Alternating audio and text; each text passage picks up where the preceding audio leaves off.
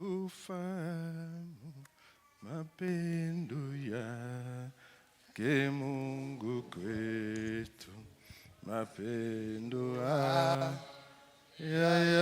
yanapita, mapendo yetu sisi watu.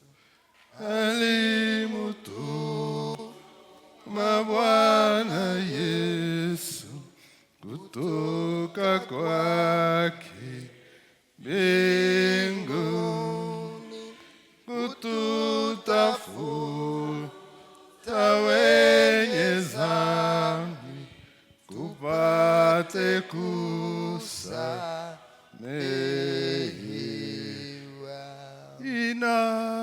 Inatushinda kufahamu mapendo yaya makubwa,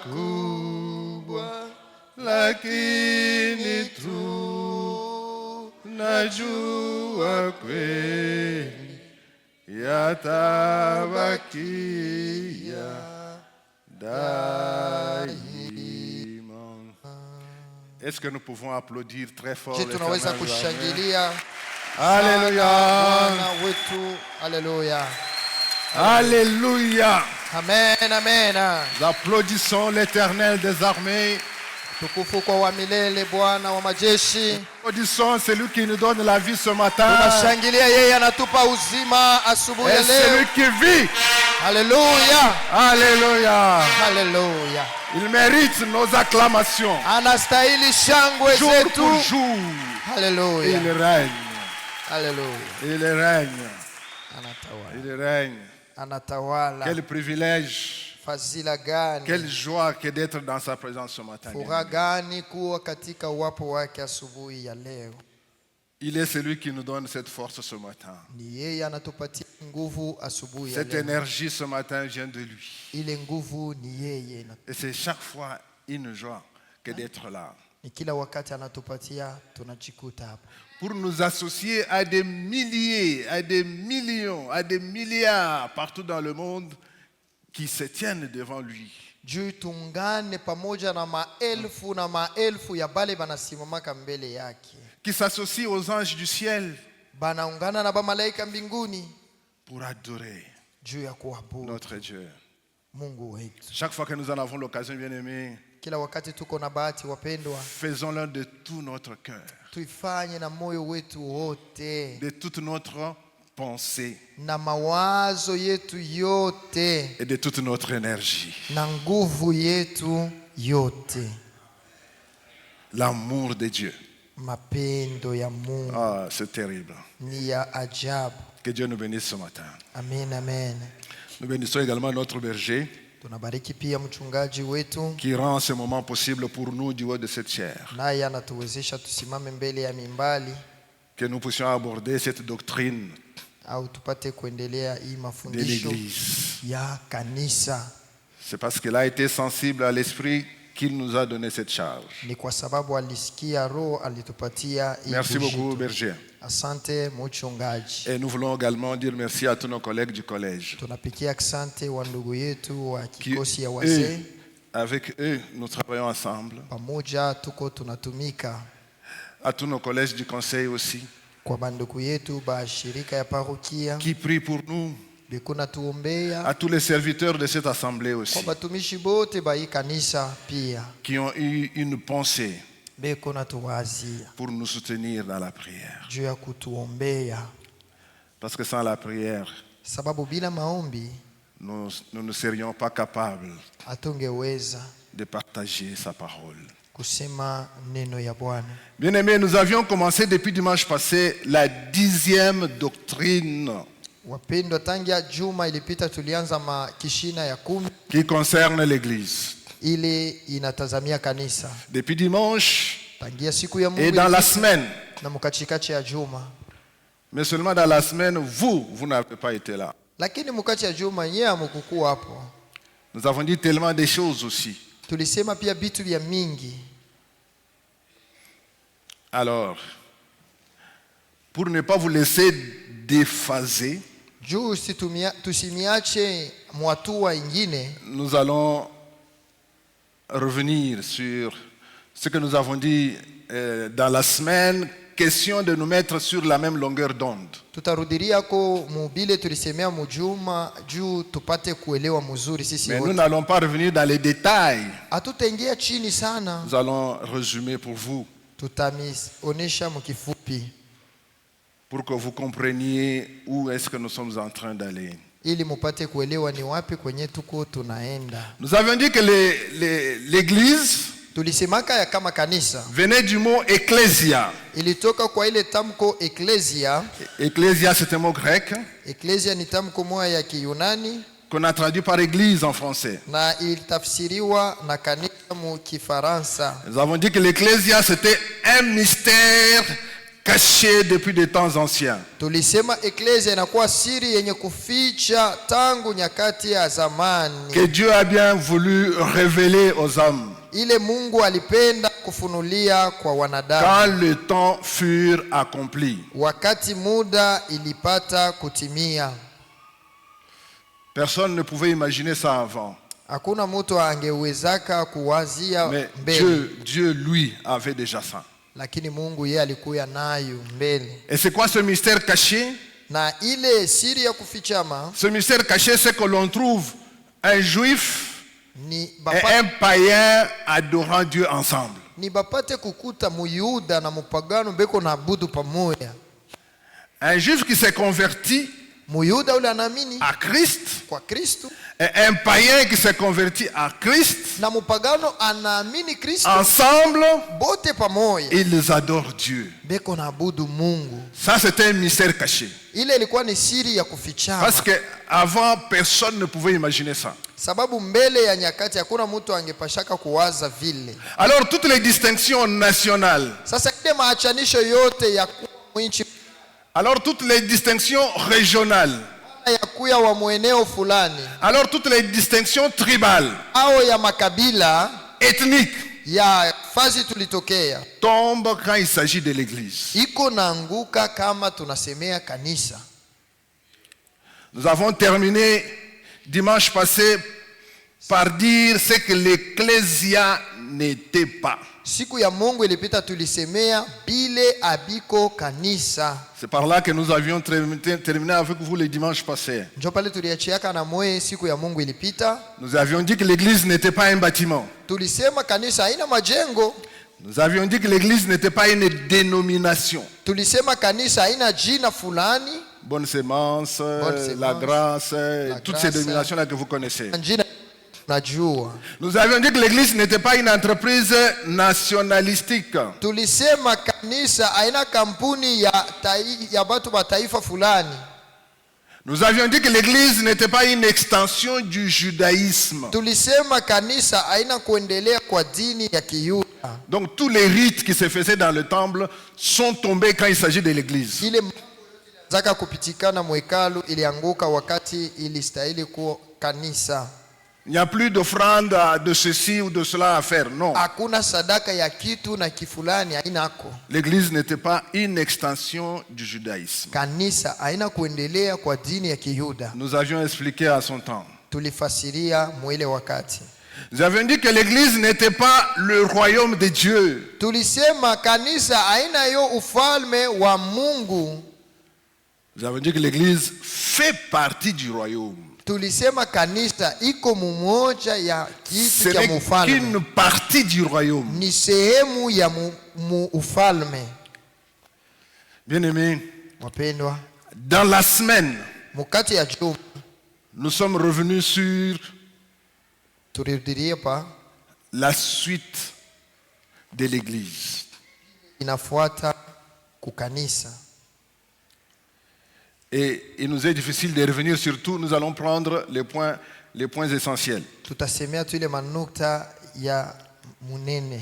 Alors, après avoir montré ce que l'église n'était pas, Kisha sema ni nini aina kanisa, dans la semaine, nous sommes revenus sur ce que l'église est. Tulirudilia sasa pa bile binakuwa maalama ya kanisa. Nous avons dit que l'église est la volonté de Dieu. Tulisema kanisa ni mapenzi ya Mungu. C'est Dieu qui a voulu que l'église soit. Ni Mungu ndio alipenda kanisa ikuyepo. Lui-même, Ye mwenye. sans le conseil de quelqu'un. Pashipo shauri ya mtu. Pas sur les imaginations de quelqu'un. Hapana kwa mawazo ya mtu. L'église est la volonté de Dieu. Kanisa ni mapenzi ya Mungu. Et nous avons démontré ça dans la semaine. Na tulionyesha hayo katika juma. Nous avons dit aussi que l'église est le dessein éternel de Dieu lui-même. Tulisema kanisa ni mpango ya milele ya Mungu. Que le projet que Dieu lui-même a bâti, lui-même, matengenezo ya Mungu ye mwenyewe, de manière éternelle. kunamna ya milele. L'église, Kanisa, le dessein éternel de Dieu. mpango ya milele ya Mungu. Donc, quand nous sommes dans l'église, Kumbe kama tuko mukanisa, réalisons ça, tutambue que Dieu lui-même ya kama Mungu a mwenyewe l'église comme son dessein. kuna kanisa kama vile mpango yake. Dans la semaine, nous avons également utilisé ou fait appel à un autre mot grec. Katika juma tuliita tamko moja ingine ya Kiyunani, Koinonia. nonia, Koinonia. koinonia. Un mot que en français est difficile à dire. Tamko moja mu Kifaransa iko nguvu kuitafsiri. Mais alors, on a trouvé les caractéristiques Lakini tulipata bionyesho, de ces mots-là. maalama ya ile tamko À ile. quoi ça se manifeste? Ilikuwa naonekana munini?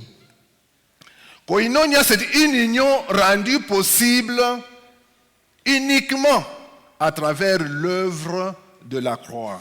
Ile koinonia ni uhusiano inawezekana paka kupitia tendo ya msalaba. Une union Uhusiano rendue possible iliwezekana uniquement paka tu à travers l'œuvre surnaturelle de Dieu. kupitia tendo ya mastajabu ya Mungu. Des gens qui ne pouvaient pas rester ensemble. Batu bale bakuwezake kuikala pamoja. Des gens qui ne pouvaient pas se mettre ensemble. Batu bale bakuwezi kuikala pamoja.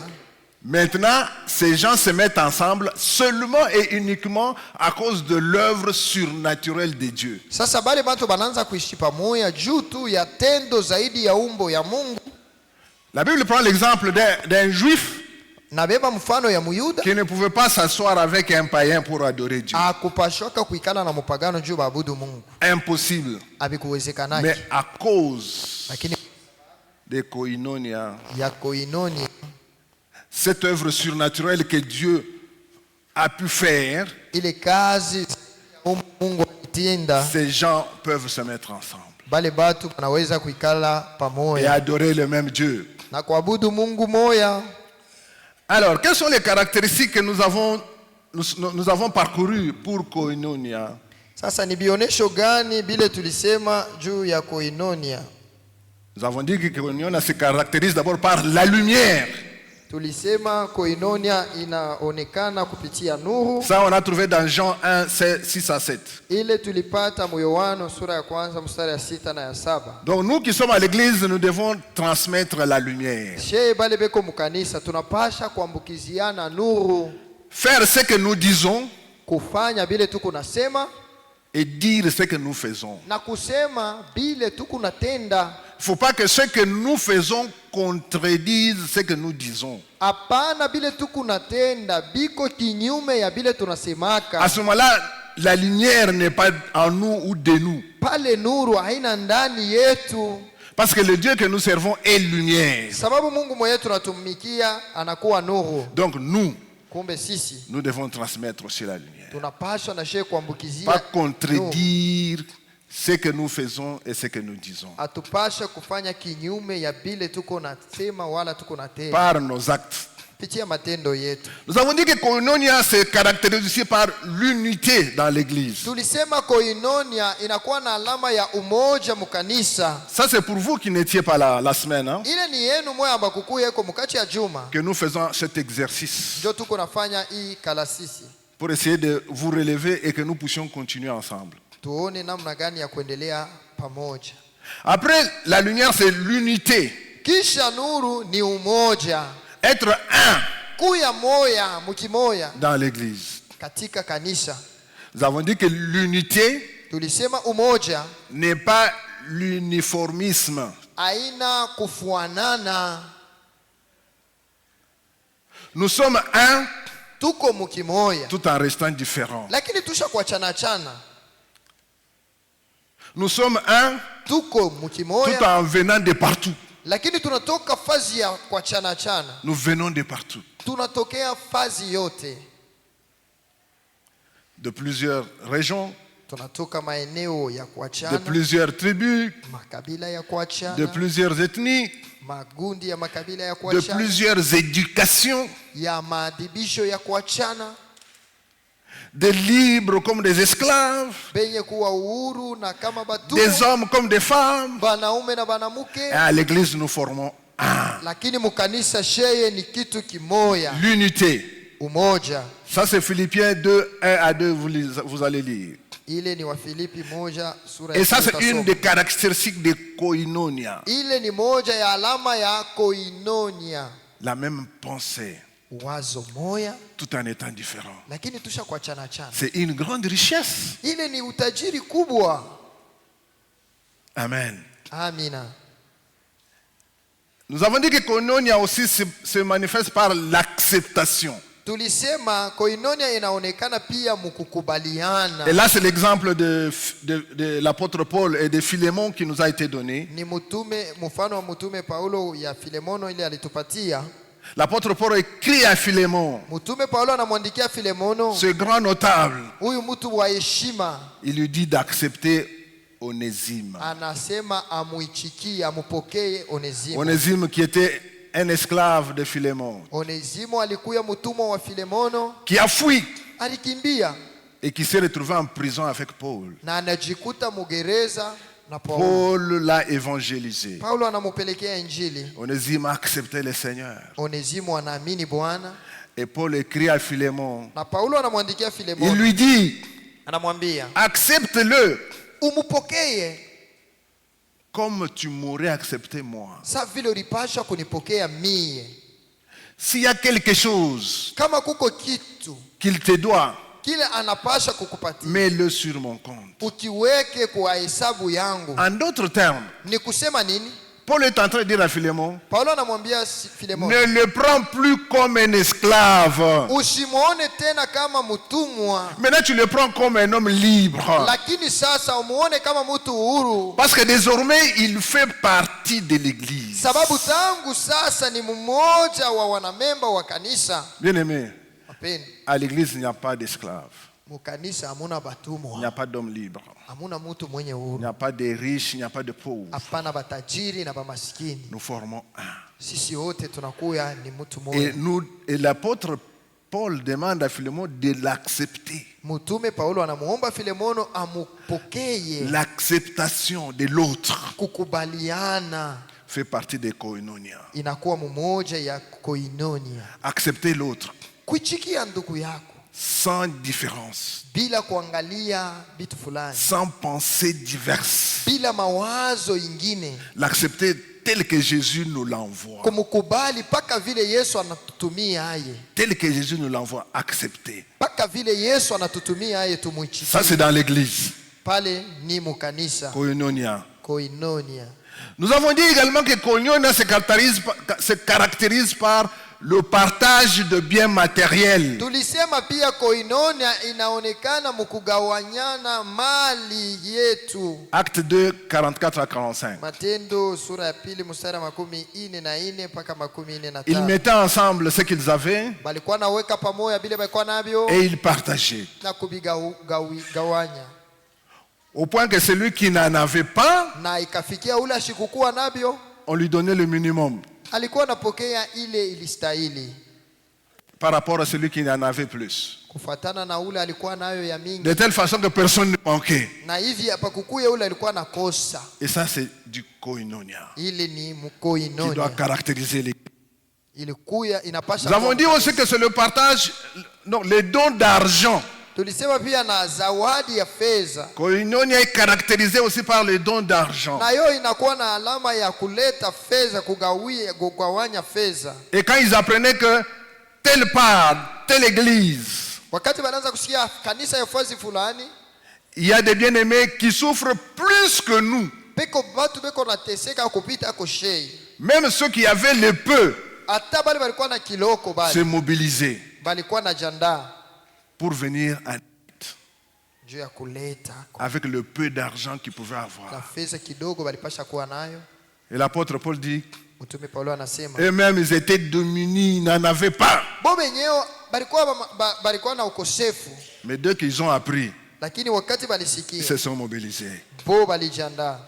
Nous avons dit également que les koinonia, c'est la souffrance. Tulisema alama nyingine ya koinonia ni mateso. Bien-aimés, Wapendwa, ce n'est pas seulement la joie, on chante, on danse. Hein? haina paka furaha tuimbe tucheze. C'est la souffrance aussi qui doit caractériser ceux de l'église. Mateso pia inapasha kuonekana mubale beko Et mkanisa. là, l'apôtre Paul prend son cas. Pale mtume Paulo anabeba mfano yake, Combien il a souffert. namna gani aliteseka Parmi les Juifs, katikati ya Wayuda, il a souffert. aliteseka Parmi les faux frères, katika wandugu wa uongo, il a souffert. aliteseka. Et lui-même, Na yeye mwenyewe il dit, tout ce que j'avais de meilleur, ile yote nilikuwa nayo ya mzuri, tout ce que j'ai considéré comme ayant une valeur, yote niliona kama ya bei, j'ai vu ça comme de la boue. niliona kama hasara, Je ne considère plus ça. si hesabie À tena, cause de l'excellence de la connaissance de notre Seigneur kwa Jésus-Christ. sababu ya ubora wa ufahamu wa Bwana wetu Yesu Kristo. Même sa nationalité romaine, Hata na ile kuwa mwana wa Muroma, il a regardé ça comme de la boue. nayo aliona kama hasara.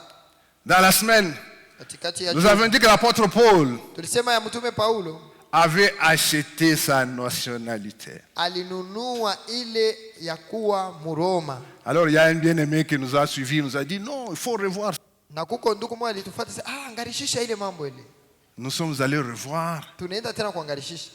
et nous avons compris que le bien-aimé avait raison. Tunaona ya kama ndugu alikuwa na sheria, Parce que sababu l'apôtre Paul, mtume Paulo il est lui romain de naissance. yeye ni Mroma wa kizarikio, Lui n'a pas acheté. ya kuuza. Alors nous sommes allés voir qui a acheté pour l'apôtre Paul. Tuliona nani aliuza juu ya mtume Paulo. Alors les commentateurs Na bale ba fasiri disent deux choses. banasema vitu viwili. Ils disent que c'est soit son père Asema ni wala ni baba yake qui lui a acheté, aliuzaka, soit son grand-père au nkambo yake qui a acheté. ndio aliuzaka. Le père de l'apôtre Paul, Baba yake ya mtume Paulo c'était un grand dignitaire à l'époque. alikuwa kama mtu wa heshima mwile wakati. Je vous ai dit qu'il avait même la responsabilité de toutes les peaux de bêtes qu'on immolait dans le temple. Nimeonyesha alikuwa na kazi ya kuchunga ile mangozi yote ya banyama balikuwa na chinja. Alors, c'est soit lui qui a payé, ni wala ye baba yake soit son père à lui. au baba yake yake. Alors quand l'apôtre Paul naissait, lui, il était déjà romain dès la naissance. Ye wakati alizalikwa alikuya Muroma pale pa kuzaliwa kwake. Alors pour terminer vendredi, Juu ya kumaliza mkazi tano, nous avons vu la mission de l'église. tuliona shabaha ya kanisa. Tout ça, c'est ce que vous avez manqué dans la semaine. Hivi ni vile yote mlikosa mkazi ya juma. Donc là, je vous donne seulement des points lumineux. Na mipa tu manukta kubwa. Nous avons vu la mission de l'église vendredi. Qu'est-ce que nous avons dit? Tuliona shabaha ya kanisa na tulisema nini? L'église est appelée à faire quoi? Kanisa inapasha kufanya nini? L'église est censée faire quoi? Kanisa inastahili kufanya nini? C'est vrai que de nos jours, Ndiyo mwe wakati on voit l'église tellement faire des choses, n'est-ce pas? huko unaona kanisa kunafanya vitu vya mingi. Nous avons vu l'église jouer des médiations entre les partis politiques. Tunaona kanisa iko katikati ya maparti politiki. Nous avons vu l'église superviser les élections, n'est-ce pas? Inaenda kuwafuata ile uchaguzi. Tellement de choses Vitu vya que nous mingi. voyons l'Église faire. Mais que dit la Bible? Lakini kanisa hiyo inasema nini? Jésus-Christ Yesu Kristo instruit clairement la mission de l'Église. eko nasema waziwazi kazi ya kanisa. Jésus établit sans équivoque Yesu analeta bila kuangalia huko na ses kule consignes pour l'Église. makanuni juu ya kanisa. Et nous trouvons ça dans tous les 4 évangiles. Tunaipata mu mainjili yote ine. Et dans la semaine, nous avons retenu seulement l'évangile de Matthieu. Na kati ya juma tuliona paka mwinjili ya Mathayo. Matthieu 28, 18, 20. Mathayo 28 mstari 18. Et là, Jésus déclare pale Yesu anatangaza la responsabilité de l'Église. madaraka ya kanisa. Nous n'allons pas entrer en détail sur ça. Nous nous sommes longuement étalés là-dessus dans la semaine. Tulibisemea sana katikati ya juma. Mais les missions de l'Église ou Lakini les madaraka- responsabilités que Jésus donne à l'Église, Au nous madaraka pouvons ya les citer. kanisa tunaweza kuitaya Faire de toutes les nations les disciples. kufanya mataifa yote kuwa waaminifu. Ça, c'est la Wanafunzi. première responsabilité de l'Église. Ndio kazi ya kwanza ya kanisa. Proclamer la bonne nouvelle. Kutangaza injili. Allez, Kwendeni faites de toutes les nations mes disciples. mukawafanye mataifa yote kuwa wanafunzi wangu. C'est ça la responsabilité qu'il donne à l'Église. Ile ndio madaraka analeta kwa La kanisa. toute première. Ya kwanza Faire de toutes les nations mes disciples. kufanya mataifa yote kuwa wanafunzi. Mais avant de dire ça, Mbele ya il y a un kusema, verset qui vient au-dessus qui dit tout pouvoir m'a été donné anasema yule asema uwezo wote nilipewa dans le ciel juu et mbinguni sur la terre. na hata duniani Tout. yote. Et quand on dit tout, c'est tout. Kama anasema yote ni yote, Il déclare ça. anasema vile Dans le ciel et sur la terre, tout pouvoir lui a été donné. mbinguni na duniani yote mamlaka ali. Alors parce qu'il a tout pouvoir, il donne des instructions. sababu ako na uwezo wote, eko naleta maagizo. Parce qu'il a tout pouvoir dans le ciel et sur la terre, il donne la responsabilité à l'Église. Juu eko na uwezo wote juu mbinguni na duniani, analeta madaraka kwa kanisa. Faire de toutes les nations mes disciples. Kufanya mataifa yote kuwa. Deuxième responsabilité qu'il donne à l'Église. Madaraka ya pili analeta kwa kanisa. Baptiser les disciples. Kubatiza wanafunzi. Les baptiser. Kuwabatiza C'est un ordre. ni agizo. C'est une instruction. Ni agizo ile. C'est une responsabilité Inakuwa ni kazi banaleta. qu'il donne à l'Église. Analeta ku kanisa. Maintenant, vous qui êtes à l'Église, Sasa mwe bale muko mukanisa. vous refusez de vous faire baptiser. Muko nakatala bemibatizi. Puis-je vous informer Nimepatia habari que dès lors ya kusema tangu que vous résistez kama muko nakatala à vous faire baptiser, kubatiziwa, vous devenez rebelle. unakuwa mtomboki. Vous entrez dans la rébellion sans le savoir. Huku naingia mu utomboki bila kujua. Mais alors, comment vous allez continuer à vivre si vous êtes devenu rebelle? Utaendelea kuishi je kama unakuwa mtomboki? Bien-aimés, ne vous mettez pas dans la position de rébellion. Usishimame muile hali ya utomboki. Et vous réalisez que vous ne vous êtes pas encore baptisé et que vous venez à l'église tous les dimanches. Ne restez pas dans cette position-là. Unaona au yabatiziwe lakini unakuwa kukanisa kila siku ya Mungu, ushibakie muile hatua. Mais réclamez votre baptême.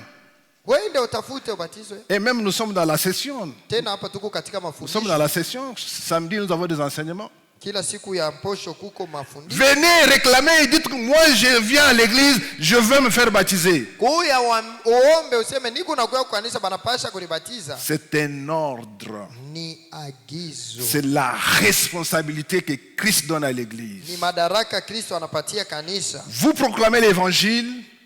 Mwe mnapotangaza injili, Ceux qui sont convertis, wale wanaamini qui acceptent le wanaitika Christ, Kristo doivent wanapashwa être baptisés. kubatiziwa. pas rester dans la rébellion. hapana kubakia mutomboki. La troisième responsabilité Madaraka ya que tatu Christ donne à l'Église, ile Kristo analeta kukanisa c'est instruire les ni disciples. kufundisha wanafunzi, Instruire les disciples. kuwafundisha wanafunzi, Enseigner-leur muwafundishe à observer kushika tout ce que je vous ai prescrit. maneno yote niliyowaamuru. C'est un ordre, Ni agizo, une responsabilité de ni l'Église. kazi moja ya kanisa. Bien aimé, Wapendwa, nous avons dit que se convertir, tunasema kuamini, être baptisé, batizwa ce sont des actions ponctuelles. ni matendo ya mzuri. À un moment donné, vous êtes appelés à le faire. Musa moya unapasha kuifanya, Par contre, instruire l'Église, lakini kufundisha kanisa, instruire les disciples, kufundisha wanafunzi, c'est permanent. yo iko ya kila C'est siku, toujours. ni ya milele. Alors, mais pourquoi vous manquez aux enseignements? Sasa juu ya nini muko nakosa kwa mafundisho? Pourquoi manquez-vous aux enseignements, Juu ya bien-aimés? nini wapenda nuko nakosa C'est kwa mafundisho? la responsabilité de Ni l'Église kazi ya kanisa d'enseigner. ya kufundisha Toujours et encore. mpaka na tena na zaidi. Et nous sommes dans la joie dans notre Église parce que plusieurs doctrines sont étalées pour nous. She tuko na bahati mkanisa yetu sababu tuko na mabishina mingi bena. Nous en sommes à la 10e. Tunakuya pa ya 10. Ça veut dire que nous avons commencé une première, une deuxième, une troisième. Et nous sommes à la 10e. Tulianza ya kwanza ya pili na hapa tuko pa ile ya 10. Est-ce que êtes-vous marqué par ces différentes doctrines que nous avons déjà vues? Je, unaguswa na ile mabishina mbalimbali tunisha punda? Sommes-nous marqués par ça? Tuko naguswa na ile? Ou bien on nous a enseigné puis c'est parti? Au balitufundisha binaenda paka vile? Est-ce que quelque chose est resté encore? Je, kuko kitu kimoja kinabaki yako? Bien-aimés, Wapendwa, si vous vous rendez compte kama unatambua que depuis la première doctrine ya kama tangu ile mafundisho jusqu'à la 10e, là où nous en sommes, na hapa pa ya 10 pale tuko, vous évaluez, vous vous dites il n'y a rien. unahesabia unaona haone mo kitu. Non, réclamez. Wende uulize, Allez voir le pasteur. umuone kwa mchungaji, Réclamez. wewe umuulize tu, Dites-vous que sema je refuse d'avoir été là mimi nakatala kuruya et pa de n'avoir rien saisi, lakini mimi shishike et kitu de n'avoir rien compris jusqu'alors. shiashikia mo kitu. Bien aimé, c'est votre droit. Wende ni haki Réclamez yako, ça. wende umuulize. Parce que c'est Jésus dit enseignez-leur, observez tout ce que je vous ai prescrit et d'une manière permanente, toujours en permanence. Muwafundishe kila wakati. Oui, oui. Kila wakati tu. Amen. Amen. Bien-aimés, Wapendwa, nous en sommes là. tuko hapa.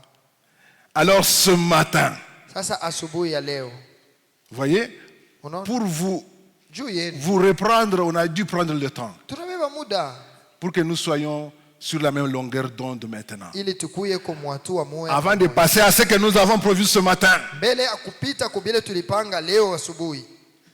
Amen. Amen. Et ce matin, ce n'est qu'une suite Leo ni paka maendeleo de tout ce que nous avons dit ya bile tunesha pour kusema clôturer cette première partie de la doctrine sur l'Église. juu ya kumaliza hii kipande ya kwanza kuhusu mafundisho. Ce n'est juu ya qu'une kanisa. partie Ni kipande tu. que nous comptons terminer ce matin. Tuko napinda kuisha ya asubuhi. Le berger va continuer la deuxième partie. Mchungaji ataendelesha ile kipande ya pili. Alors pour terminer, Sasa juu ya kumaliza, nous avons fait un pas en arrière pour vous ramener au même niveau que nous. tunamipeleka muatua moya na sheye. Bien-aimés, Wapendwa, c'est une autre instruction que Jésus a donnée à son Église que nous voulons voir aujourd'hui. ni agizo ingine Yesu alipatia kanisa yake ndio tunapenda kuona. Et cette instruction est vécue en deux temps. Ile agizo tuko naishi muatua mbili. L'amour de Dieu Mapendo ya Mungu et l'amour du prochain. na mapendo ya jirani. Ça, c'est pour l'Église. Ile ni juu ya kanisa. L'amour de Dieu Mapendo ya Mungu et l'amour du prochain. na mapendo ya jirani. Nous lisons dans Matthieu 22, Tunasoma Mathayo 22 37 à 40. mstari ya 37 mpaka 40. Jésus lui dit, tu aimeras le Seigneur ton Dieu de tout ton cœur, de toute ton âme, de toute ta pensée. C'est là le grand et premier commandement. Et le second qui lui est semblable, tu aimeras ton prochain comme toi-même. De ces deux commandements dépendent la loi, toute la loi et les prophètes. Akamwambia, upende Bwana Mungu wako na moyo wako wote na kwa roho yako yote na kwa akili zako zote. Hii ni amri iliyo kubwa na ya kwanza. Na ya pili inafanana nayo ni hii: penda jirani yako kama wewe mwenyewe. Katika amri hizi mbili inategemea Torati yote na manabii. Amina. Amen. Amina. Bien-aimés, Wapendwa, quand est-ce que Jésus dit ces mots? ni wakati gani Yesu yuko nasema hivi? Ça a la réponse aux pharisiens. Ni kujibu kwa Farisayo. Ils viennent comme pour l'éprouver. Banakuya kumujaribu. Ils viennent comme pour le mettre à l'épreuve. Peko nakuya kumujaribu. Quel est le plus grand commandement de la loi? Ni amri gani iliyo kubwa katika Torati? Évidemment, dans la tradition juive, Katika desturi ya Bayuda, quand on parle de la loi, c'est la Torah. kama banasema Torati ni ile Tora. Et la Torah est immense. Na Torati iko mkubwa. Beaucoup de préceptes. Maagizo mingi mule. Mais quel était le piège alors? Sasa mtego ilikuwa ni wapi? Pourquoi il voulait le piéger? Balianza kupenda kumujaribu juu ya nini? C'est pour dire qu'est-ce qu'il va dire? Ni bashikie bila atasema. Qu'est-ce qu'il va omettre? Ni vitu gani bila atasahabwa? Tellement que la Torah est immense et beaucoup de préceptes. Banayua Torati muko bitu vya mingi ndani. Alors il croyait qu'il allait peut-être omettre quelque chose sur lequel nous allons le tenir. Balizani yake kama atasaba uko kwa kitu kama ndio tutamkamatia pale. C'est en cela que se trouvait le piège. Jo pale palikuwa mtego. Bien aimé, mais la réponse est tout aussi redoutable. Wapendwa, jibu iko ya mastajabu. Le maître va répondre, Bwana akajibia, connaissant leurs pensées, akijua mawazo yabo, connaissant où se trouve le piège. akijua ni wapi peko jaribu. Il va donner une réponse extraordinaire. Analeta jibu moya ikashangaisha. Et ils vont rester bouche bée. Bakabakiwa binywa Ils vont wazi. rester sans réponse, Bakabakia bila jibu, sans réaction. bila byabo kufanya tena. Bien-aimé, Wapendwa, il va réunir toute la loi. akakusanya Torati yote, Il va synthétiser toute la loi en deux commandements. akaleta mukifupi Torati mubiwili. Tu dois aimer le Seigneur ton Dieu de tout ton cœur, de tout ton être et de toute ta force. Unapasha kupenda Bwana Mungu wako kwa moyo wako wote, kwa roho yako yote na akili yako yote. Et il va leur ajouter, Akabaongezea, il y a un autre qui lui est semblable. peko ya pili yenye kufuanana na hii ya kwanza: Aime ton prochain comme toi-même. penda jirani yako saa we mwenyewe. Alors il leur dit, toute la loi, Anasema hivi, Torati tous les yote, prophètes manabii wote dépendent de ces deux commandements. banategamia hii maamri mbili. Ça il n'y a que Jésus qui Hapa puisse ni paka- résumer tout ça en deux commandements. Lui seul capable de le faire. Baka yetu ndio iko na uwezo ya kufunga hivi vyote mu amri mbili. Un double commandement indissociable. Asema ni amri mbili hauwezi kuiachanisha. Indissociable. Hauwezi iachanisha.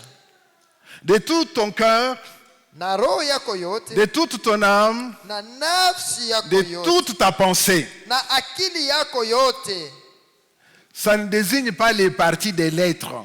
Aiseme vipande vya muntu. Dans la pensée hébraïque, Katika wazo ya Kiebrania, quand on dit de tout ton cœur, kama wanasema roho yako yote, de toute ton âme nafsi yako yote, et de toute ta pensée, au na akili yako yote, c'est pour dire la totalité de la personne. Ni kusema mtu yeyote. La totalité de la personne. Mtu yeyote.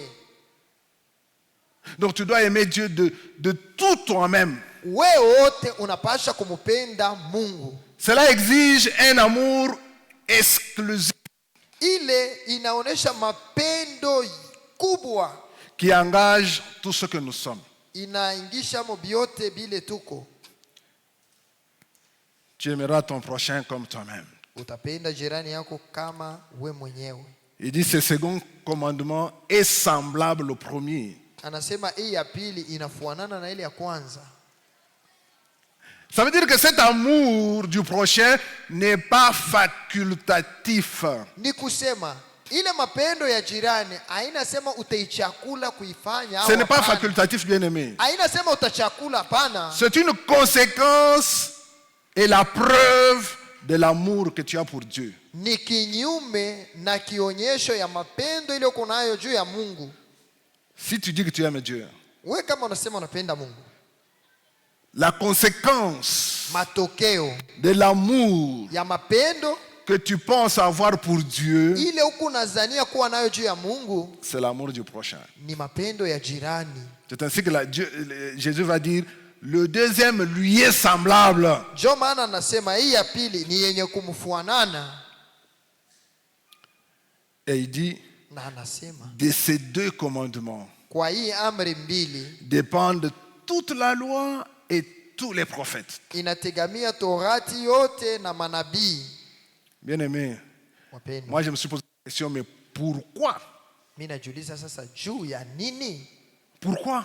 Juu ya nini? Pourquoi de ces deux commandements dépendent toute la loi et tous les prophètes? Juu ya nini hii amri mbili inategemea Torati yote na manabii?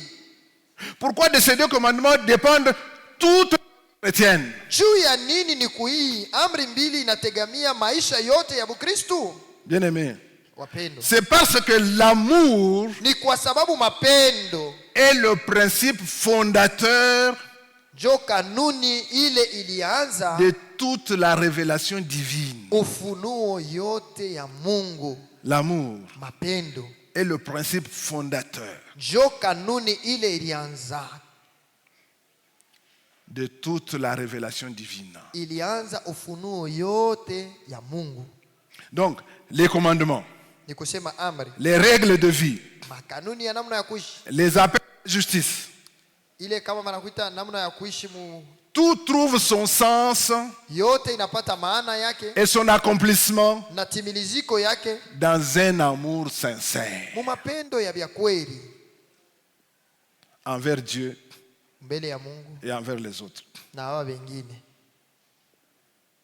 C'est en cela Jo mule que l'amour est un principe fondateur. mapendo inakuwa kanuni ile ilianza. Ça veut dire que si vous faites quoi que ce soit Ni kusema kama kunafanya yoyote dans lequel on ne trouve pas l'amour, mule ndani atupate hemo mapendo, alors c'est rien. ni bule. Parce que l'amour est le principe fondateur Sababu mapendo njo kanuni ile de ilianza tout. ya mambo yote.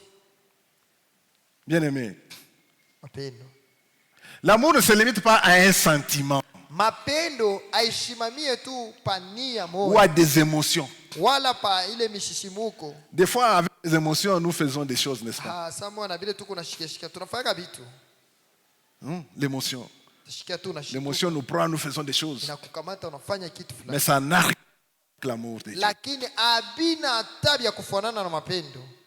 C'est un acte de volonté Ni tendo ya kusudi qui doit imprégner toutes nos relations ile inapasha kufata ile mahusiano yetu et tous yote nos choix. na mauchaguzi yote tuko nafanya. L'amour, Mapendo un acte de volonté iko ni tendo ya qui doit makusudi, imprégner toutes nos relations inapasha kuangalilia mahusiano yetu yote et tous nos choix. na mauchaguzi yetu yote. Est-ce que vos choix sont imprégnés par l'amour de Dieu et l'amour du prochain? Mauchaguzi yetu muko mapendo ya jirani? Est-ce que nos relations Mahusiano yetu sont imprégnées par l'amour de Dieu et l'amour du prochain? mule nani muko mapendo ya Mungu na ya jirani? Bien-aimés, Mapendo, Voyons maintenant Tuone sasa ce que ça signifie. ni nini maana yake. De tout mon cœur, Na roho yangu de yote, toute mon âme na roho yako et de yote, toute ma pensée. na akili yako yote. Dans la Bible, bien aimé, le cœur, voyons, commençons par le cœur. Tuanzie mbepa moyo. Le cœur n'est pas seulement un siège des émotions. Moyo haina tu fasi panakaa ile misisimuko. Non. Hapana. Le cœur, c'est aussi celui de la volonté. Moyo inakuwa pia wa makusudi et des décisions. na mipango.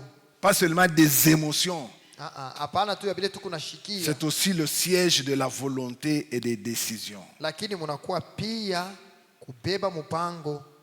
Alors quand je dis aimer Dieu, quand la Bible dit aimer Dieu de tout son cœur, kusema penda Mungu na moyo wako wote, ça signifie quoi? ni kusema je? Ça signifie Ni kusema hivi, lui donner la priorité de tous ses choix.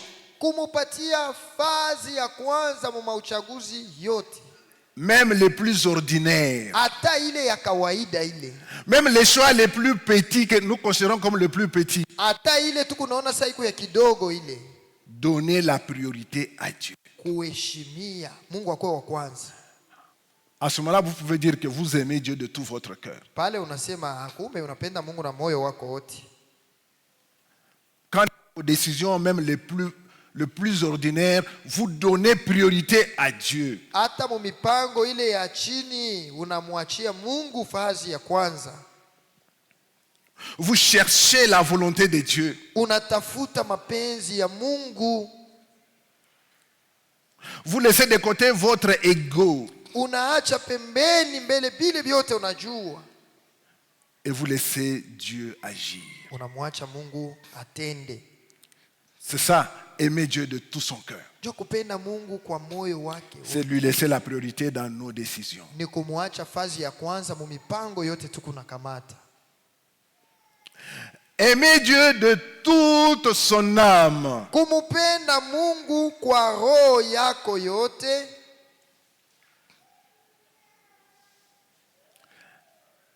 L'âme signifie quoi?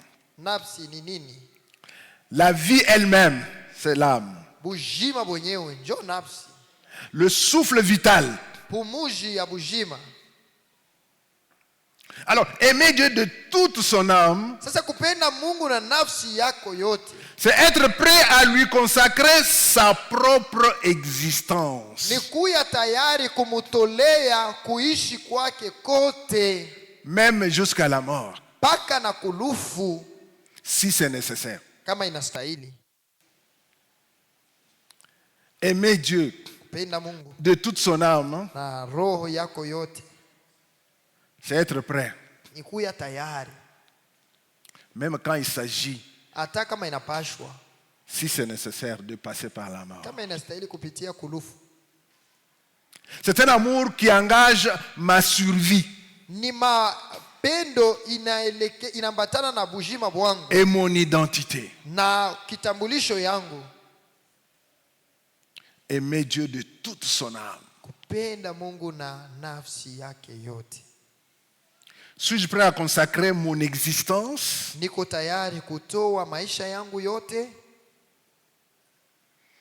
ma vie elle-même? bujima bwangu. Est-ce que ça compte encore pour moi-même? Je ingaliko na hesabiwa juu yangu mie? Alors à ce moment-là, tu peux dire que tu aimes Dieu de toute ton âme. Pale ndio unaweza kusema mimi napenda Mungu kwa nafsi yangu yote. Alors ça ne reste pas de la théorie. Haipashi bakia tu kusema bure. Aimes-tu Dieu de toute ton âme? Je, uko nampenda Mungu na nafsi yako yote? Maintenant que tu comprends ce que ça signifie, Hapa sasa unaelewa maana yake. tu peux dans ta prière continuer à déclarer que tu aimes Dieu de toute ton âme. Katika maombi yako unaweza kuendelea kusema mimi napenda Mungu na nafsi yangu yote. L'apôtre Paul était prêt. Mtume Paulo alikuwa tayari Parce que sa vie ne comptait plus. juu bujima bwake habukuwa na maana. Ce qui comptait pour lui, ile ilikuwa ya maana kwake c'est Christ. ni Kristo, La connaissance de Christ. ufahamu wa Kristo, L'excellence de la connaissance de Christ. ubora wa ufahamu Encore wa et Kristo, encore. zaidi na zaidi. Il dit, si je vis, ce n'est plus moi qui vis. Asema kama niko naishi haiku mie iko naishi, Moi, je ne vis plus. mie mishiishi, Mais c'est Christ qui vit en lakini moi. ni Kristo iko naishi ndani. Il aime Dieu de toute son âme. Anapenda Mungu na nafsi yake yote. 3. Ya tatu, Aimer Dieu de toute sa pensée. kupenda Mungu kwa akili yako yote. Le mot qui a été traduit par toute sa pensée, Ile tamko balitafsiri na akili yako c'est le mot grec dainonia. ni tamko ya Kiyunani dainonia. Le mot grec, il met l'accent sur l'intelligence. Ile tamko inakaza pa akili, Il met l'accent sur la réflexion. inakaza pa mawazo, Il met l'accent sur la compréhension. iko na kaza pa usikilivu. Ainsi, aimer Dieu de toute sa pensée signifie quoi? Na hivi kupenda Mungu na akili yako yote ni kusema nini? Cela veut dire Ni kusema cultiver un amour éclairé. kuya na mapendo moya iko yenye kuangaziwa. Un amour qui cherche à connaître Dieu. Mapendo moya iko natafuta kumjua Mungu. Un amour qui cherche à étudier la parole de Dieu. Mapendo iko natafuta kufunda neno ya Mungu De la manière la plus systématique possible. munamuna ile unaweza kubifanya. Bien-aimé, Wapendwa, aimer Dieu de toute sa pensée. kupenda Mungu na akili yako yote. Ce n'est pas rester ignorant de la parole de Dieu. Haina kubakia mjinga kuneno ya Mungu. Celui qui aime Dieu de toute sa pensée, Ule iko napenda Mungu na akili yake yote, il cherche à apprendre. iko natafuta kujifunza. Tu ne peux pas dire que tu aimes Dieu de toute ta pensée Hawezi kusema unapenda Mungu na akili yako yote quand tu n'as même pas la Bible. na Biblia yenyewe uikalake nayo. Comment c'est possible? Biko na uwezekano. Même la Bible, tu n'as pas. Biblia tu hii Et puis, hauna nayo. tu dis que tu aimes Dieu de toute ta pensée. Lakini unasema na akili yako yote unapenda Mungu. Non.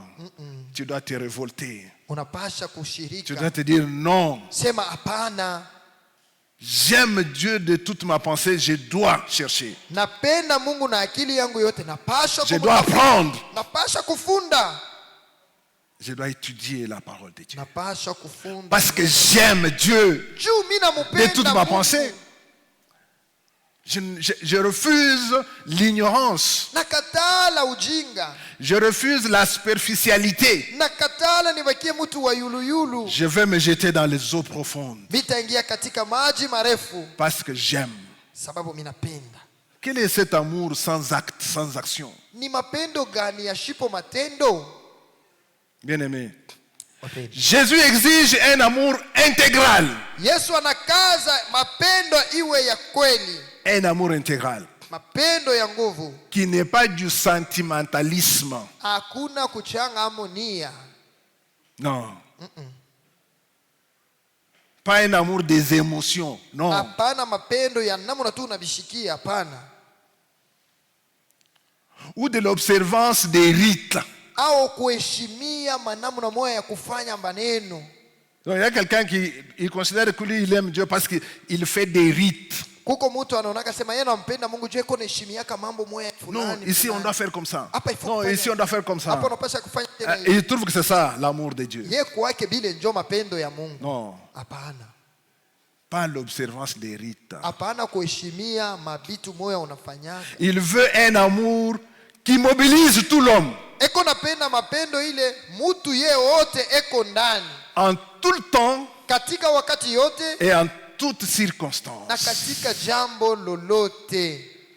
En tout temps, en toutes circonstances. Katika wakati wote na Un amour jambo intégral. lolote. Mapendo kubwa De tout mon cœur, na roho yako yote de toute mon âme na nafsi yangu et de yote toute ma pensée. na akili yangu Cet yote. amour intégral Ile mapendo C'est kubwa, celui-là njo que ile Jésus recommande à l'Église. ile Bwana anaomba kukanisa.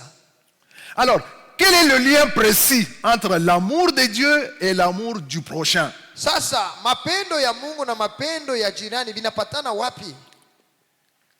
Quel est ce lien précis? Binapatana je? Jésus déclare Yesu anasema que le second commandement lui est semblable. Anasema hii amri ya pili iko ya kumfuanana.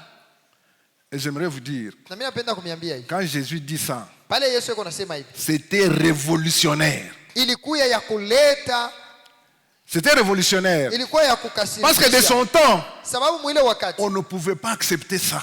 hawakupashaka kubikubali.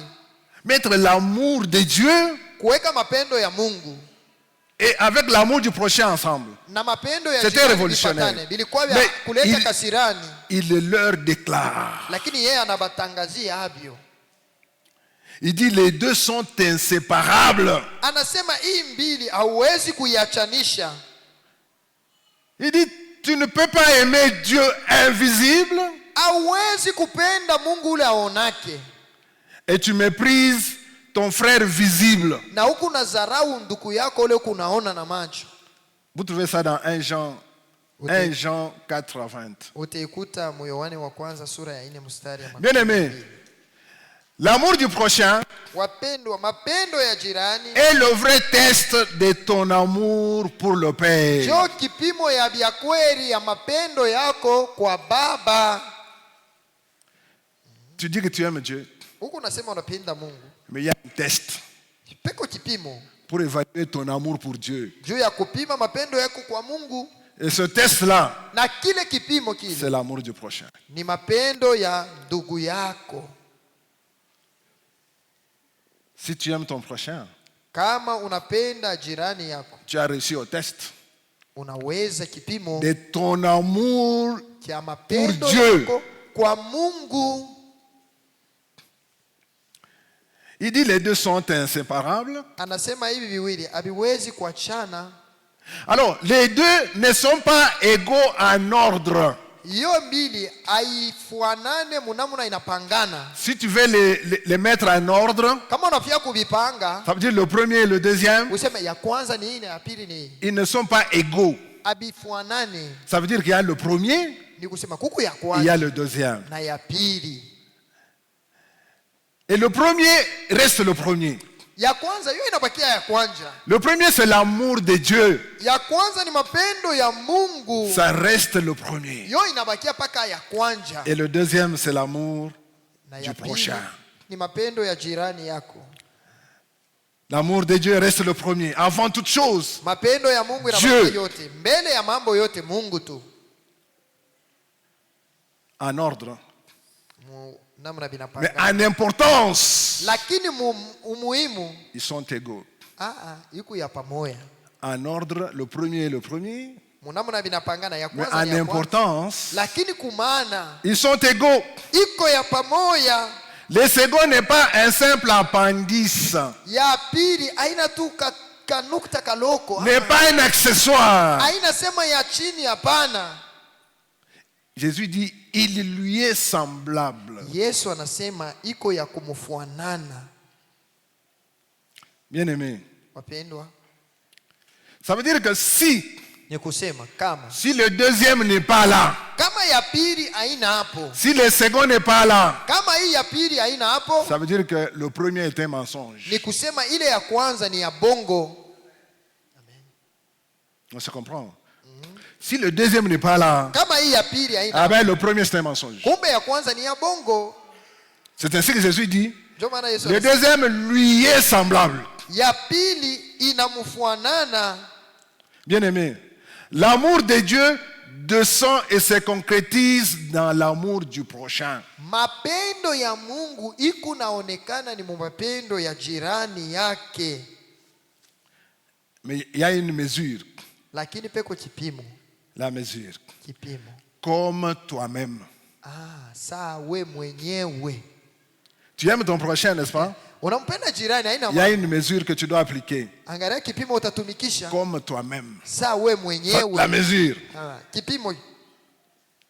Bien aimé. Wapendwa. La même reconnaissance. Ile kutambua kumoya moya. Parce que Dieu t'aime. Sababu Mungu anakupenda. Il te donne une dignité quelconque. Anakupatia heshima fulani. Tu dois reconnaître la même dignité à l'autre. Unapasha kuyua mapendo ya kushimamia ile mwingine. Tu dois reconnaître la même dignité que Dieu te donne à l'autre, à ton prochain. Ile mapendo ya jirani kwa mwingine. C'est une règle d'équivalence. Ni kanuni ya kuwa pamoja. Jésus nous donne une règle d'équivalence. Yesu analeta kanuni ya vitu viko pamoja. Les soins. Namna ya kutunza mtu. La patience. Uvumilivu. Le pardon. Msamaha. Que tu désires. Ile wewe uko natafuta. Pour toi. Kwako wewe. Tu dois aussi les accorder à l'autre. Umupatie ebyo na yeye mwingine. Bien aimé. Wapendo. Aime ton prochain comme toi-même. Hein? Penda jirani yako sawa wewe mwenyewe. Ce n'est pas rendre le mal par le mal. Haina kurudisha kibaya kwa kibaya. C'est vouloir le bien de l'autre. Ni kutafuta bizuri vya mwingine. C'est agir en sa faveur malgré le ressenti. Ni kutendea mzuri mwingine hata bile ingawa bile uko nasikia. Malgré tu as des ressentis vis-à-vis de lui. Ingawa bile uko tu nasikia vibaya juu yake. Mais tu lui prépares du bien. Lakini unamtendea mema. Tu lui fais du bien malgré tes ressentis. Umtendee mema ingawa bile uko nasikia.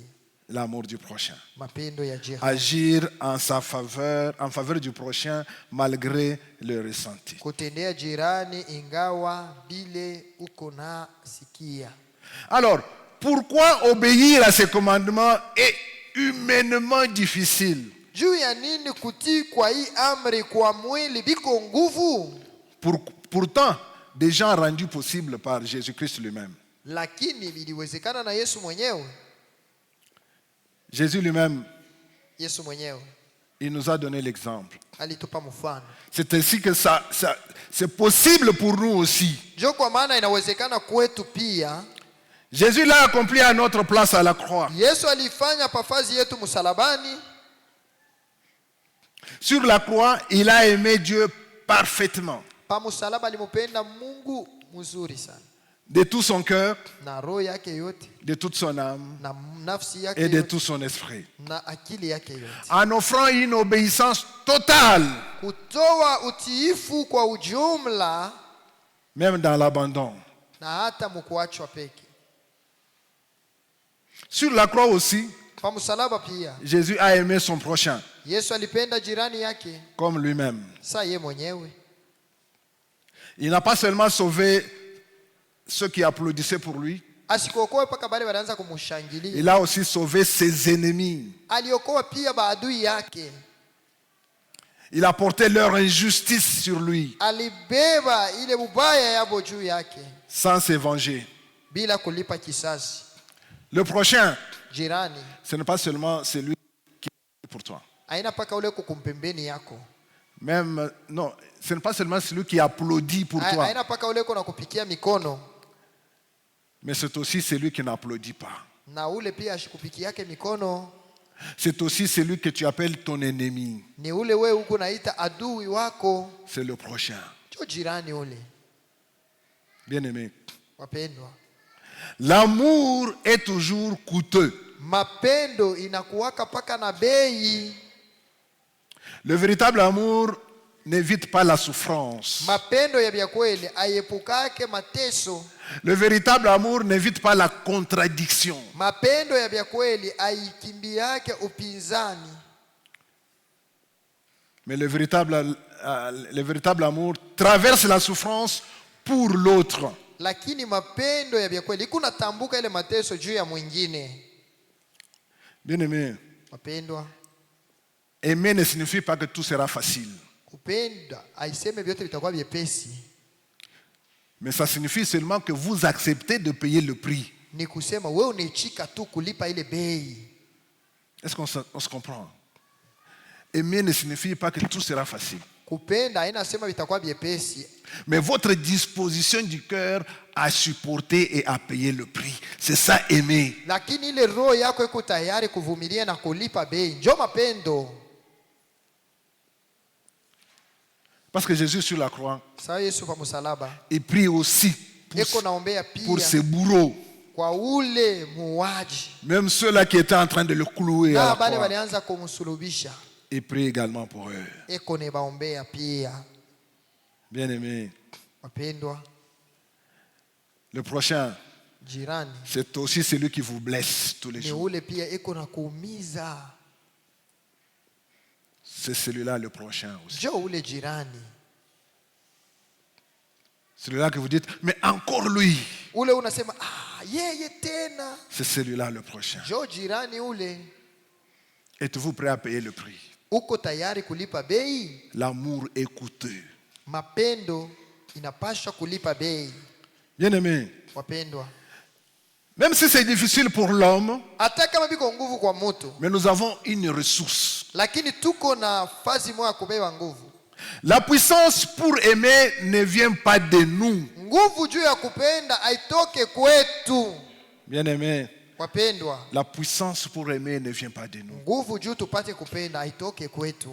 La croix n'est pas un simple exemple moral. Msalaba inapita mfano tu. C'est pas un simple exemple moral. Haina Non. paka mfano tu bule. Elle est le lieu Ni fazi où l'esprit se répand pale roho iko na zambalala pour nous donner la force, juu ya kutupatia nguvu, pour nous donner le courage juu ya kutupa kiasi d'aimer même quand ça fait mal, ya kupenda hata pale biko nauma, d'aimer même quand nous pleurons intérieurement. ya kupenda hata kama tuko nalia ndani ndani. Nous avons besoin de la croix Tuko na lazima ya msalaba pour nous donner cette force, juu ya kupata ile nguvu pour payer le prix ya kulipa ile bei de l'amour. ya mapendo. Alléluia. Amen. Bien-aimés, Wapendwa, Jésus a aimé l'ennemi. Yesu alipenda adui.